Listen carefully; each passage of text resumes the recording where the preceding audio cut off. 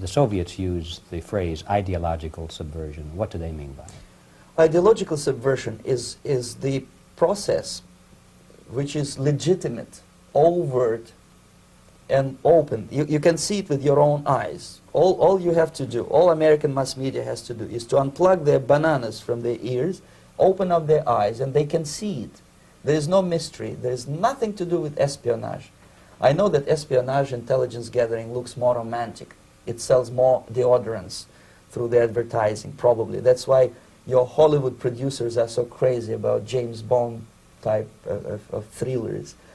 But in reality, the main emphasis of the KGB is not in the area of intelligence at all.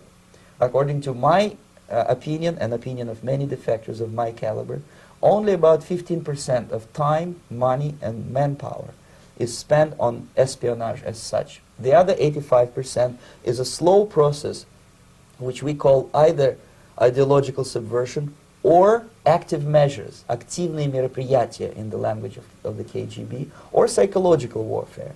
What it basically means is to change the perception of reality of every American to such an extent that despite of the abundance of information, no one is able to come to sensible conclusions in the interests of defending themselves, their families, their community, and their country. It's a great brainwashing process which goes very slow, and it's divided in 4 basic stages. The first one being demoralization. It takes from 15 to 20 years to demoralize a nation. Why that many years?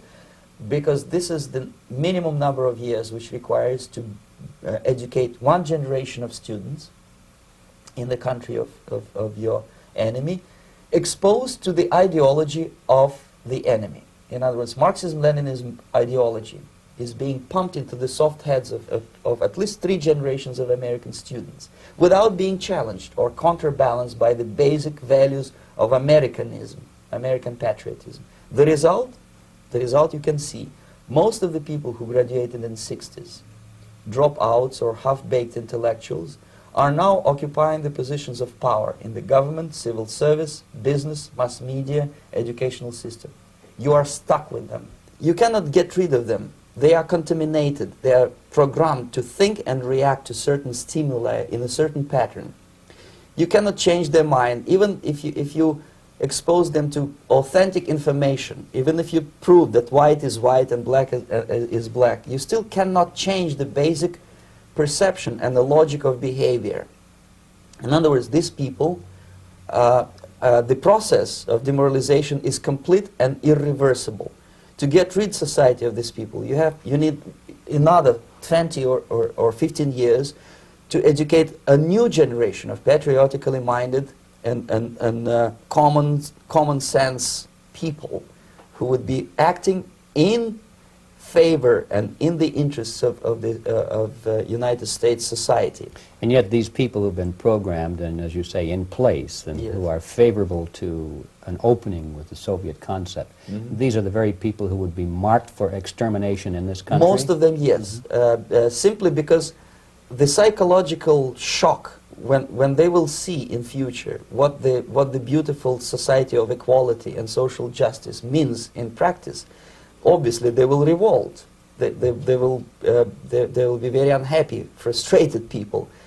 And the Marxist-Leninist regime does not tolerate these people. Obviously they will join the links of dissenters, dissidents. Unlike in present United States, there will be no place for dissent in future Marxist-Leninist America. Here you can get popular like Daniel Ellsberg and filthy rich like Jane Fonda for being dissident, for criticizing your Pentagon. In future, these people will be simply squashed like cockroaches. Nobody is going to pay them nothing for their beautiful, noble ideas of equality. This they don't understand, and it will be the greatest shock for them, of course. The demoralization process in the United States is basically completed already. For the last 25 years. Actually, it's overfulfilled, because demoralization now reaches such areas where previously not even Comrade Andropov and all his experts would would even dream of such a tremendous success.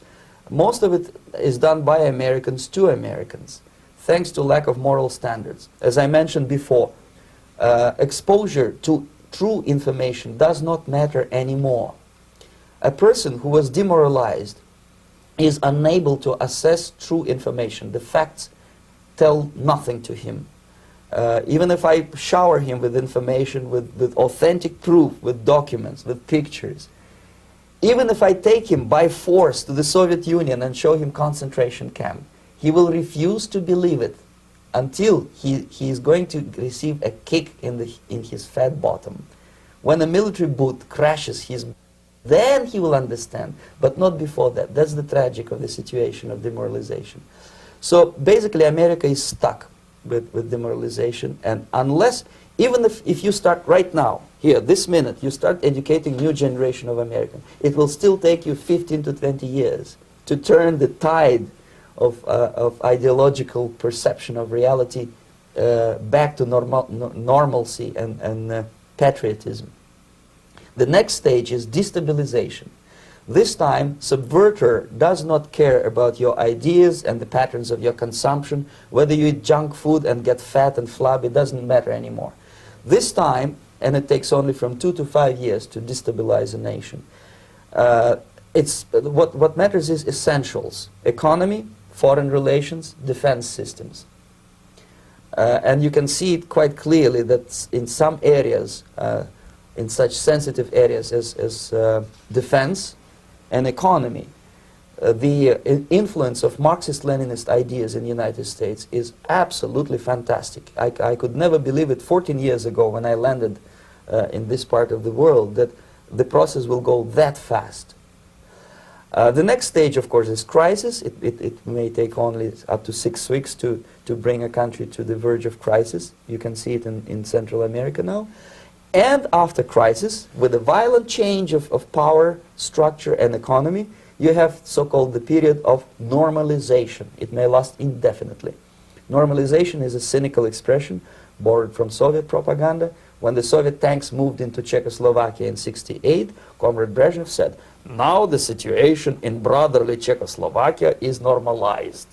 This is what will happen in the United States if you allow all these schmucks to bring the country to crisis, to promise people all kind of goodies and the paradise on earth, to destabilize your economy, to eliminate the principle of free market competition, and to put a big brother government in Washington, D.C., with benevolent dictators like Walter Mondale, who will promise lots of things, never mind whether the promises are fulfillable or not. He will go to Moscow to kiss the bottoms of new generation of Soviet assassins, never mind. He will create false illusions that the situation is under control. Situation is not under control. Situation is disgustingly out of control. Most of the American politicians, media, and educational system trains another generation of people who think they are living at a peacetime. False. The United States is in the state of war, undeclared total war against the basic principles and the foundations of this system. And the initiator of this war is not Comrade Andropov, of course. It's the system. However ridiculous it may sound, the world communist system or the world communist conspiracy, whether I scare some people or not, I don't give a hoot. If you are not scared by now, nothing can scare you. But you don't have to be paranoid about it. What actually happens now, that unlike myself, you have literally several years to live on unless the United States wake up.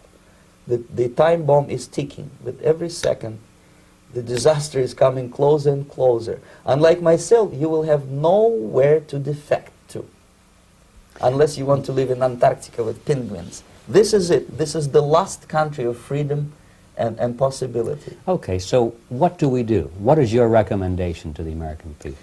Well, the immediate thing that comes to my mind is, of course, there must be a very strong national effort to educate people in the spirit of real patriotism, number one. Number two, to explain them the real danger of socialist, communist, whatever, welfare state, big brother government. If people will fail to grasp the impending danger of that development, nothing ever can help United States. You may kiss goodbye to your freedom, including freedoms to homosexuals, to prison inmate. All this freedom will vanish, evaporate in 5 seconds, including your precious lives. The second thing, the moment at least part of United States population is convinced that the danger is real, they have to force their government. And I'm not talking about sending letters, signing petitions, and all this beautiful, noble activity. I'm talking about forcing United States government to stop aiding communism. Because there is no other problem more burning and urgent than to stop the Soviet military-industrial complex from destroying whatever is left of the free world. And it is very easy to do. No credits, no technology, no money, no political or diplomatic recognition, and of course no such idiocy as grain deals to USSR. The Soviet people, 270 millions of Soviets, will be eternally thankful to you if you stop aiding a bunch of murderers who sit now in Kremlin and whom President Reagan respectfully calls government. They do not govern anything, least of all such complexity as the Soviet economy.